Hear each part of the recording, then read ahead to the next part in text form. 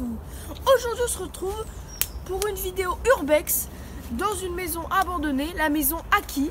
Voilà, un très beau lieu comme vous pouvez le voir. Et on va partir sur cette exploration. On ira faire une interview après pour savoir peut-être l'histoire tragique de cette maison. Alors je vous laisse avec mon générique. Générique!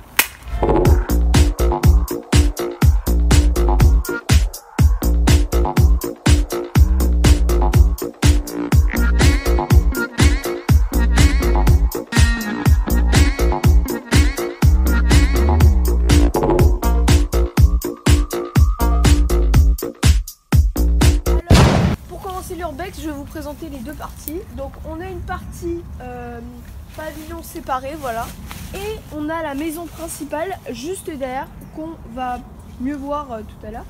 Voilà, donc on va commencer à entrer dans le pavillon séparé.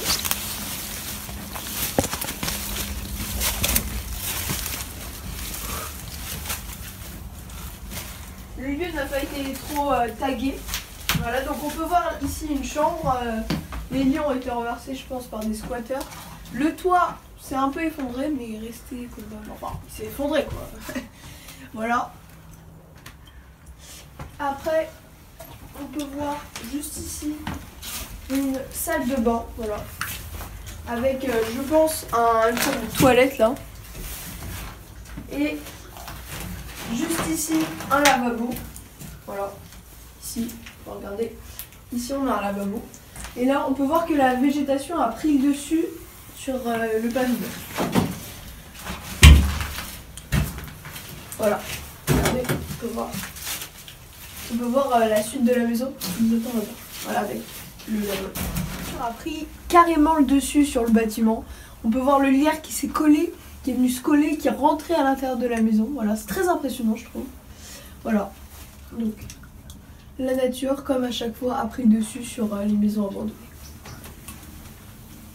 Alors, on peut voir que c'était des bourgeois qui habitaient ici grâce à la forme du toit. Voilà, c'est pas une petite maison classique carrée comme on peut voir souvent dans les allées. Et aussi la meulière qui est signe de bourgeoisie et qui est très chère. Voilà. Donc on peut voir la grosse partie de la maison. Et on va juste ici descendre pour aller voir le sous-sol du pavillon qui était en dehors de la maison. On peut voir encore la petite boîte aux lettres. Voilà. Ça montre aussi que c'est un peu vieux, mais voilà. La petite boîte aux lettres qui était dans la porte. Voilà. Comme ça, le facteur est déposé et ça arrivait directement dans la maison. Donc on rentre. On peut voir que ça a été un peu effondré. Voilà. Ici on a encore des appareils électroménagers, voilà, par exemple, je pense à un lave-vaisselle. Hop, et là, on peut voir le compteur d'électricité avec les interrupteurs. Donc ça marche pas. Hein. On a découvert quelque chose de fabuleux. Voilà, donc une armoire classique avec un miroir. On ouvre, là. Et là, qu'est-ce qu'on voit? On voit un nid de quelque chose. On peut voir des œufs juste ici. Voilà, du coup ça fait plaisir.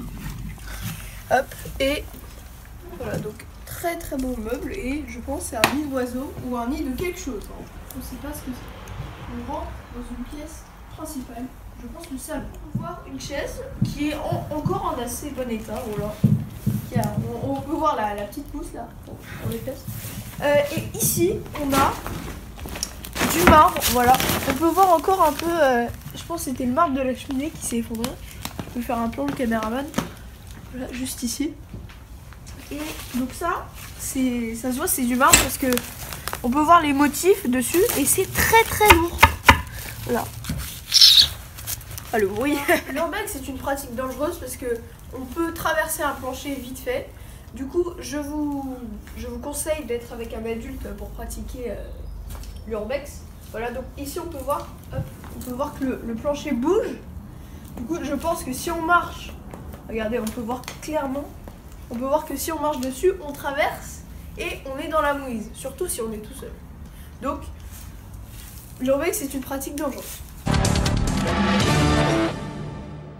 une cheminée qui a été transformée pour mettre un poêle. Mhm. Voilà, on a retrouvé encore, je pense, des casseroles d'époque. Voilà, juste ici.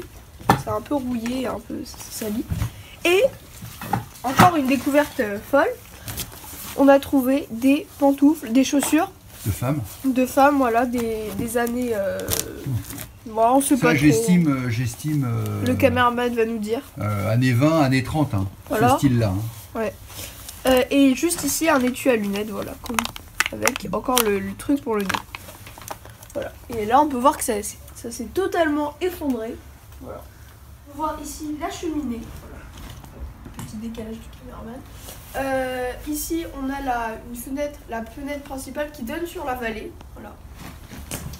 Et ici, on peut voir que c'était peut-être la porte secondaire, juste ici, là. Voilà. Ici, c'est peut-être quoi? C'est peut-être la porte secondaire, voilà. Donc là, on sort et on dirait que c'est un peu un endroit, vous savez, où on met les chaussures là. Eh bien oui, Nairobi. Ah oui. On peut voir encore le carrelage. Carrelage assez. J'ai vu le côté de la maison juste ici. Je pense sur la feuille.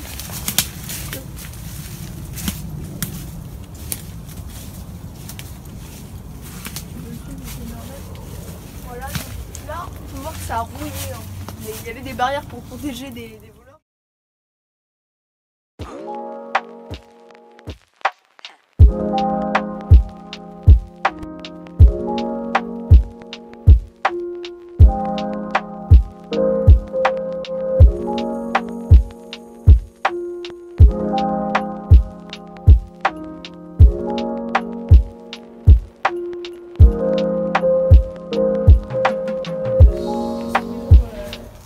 Abandonné parce que on peut voir que ça coûtait, je pense que ça a coûté très cher de la construire et aussi le toit, tout ça. Alors là on se retrouve pour l'interview avec un gentil voisin, voilà, autour de la maison. Alors vous habitez vous habitez dans le coin autour de la maison. Est-ce que vous connaissez l'histoire peut-être tragique? Alors, un tout petit peu, c'est-à-dire qu'il y a à peu près, pas tout à fait 40 ans, ouais, mais presque, il y avait un monsieur qui était là. Et je pense qu'il n'avait pas la maison, il la possédait pas, il la louait, et il s'appelait Casanova. Monsieur Casanova, et c'était déjà un vieux monsieur, hein, il a 40 ans. Il est décédé très peu de temps après. C'est vrai qu'il était un peu, il aimait bien la dive bouteille. Hein, Ah. Voilà. Donc, monsieur Casanova venait régulièrement. Dab, c'est plus à la mode le dab. Et puis si j'avais dit dab, vous m'avez dit de le faire. Passer avec son vélo. Après, donc c'est vrai qu'il est décédé. Et après, la maison a été abandonnée. Donc elle n'a jamais été habitée après monsieur Casanova. D'accord. Depuis ce monsieur est décédé, la maison tombe en ruine, quoi. Elle tombe en ruine. Elle est encore très correcte, Mmh. la maison. Après, il y a des gens qui sont venus, mais qui devaient être de la famille, qui ont un petit peu nettoyé le terrain, etc., qui ont passé un été dedans. Puis depuis, rien. D'accord. J'espère que la vidéo vous aura plu. N'hésitez pas à liker pour le travail que nous avons fourni. Voilà. À vous abonner, ça me fait extrêmement plaisir. Voilà. Mais tout ça, ça va être grâce à vous. Alors je compte sur vous. C'était Maxifou. Ciao!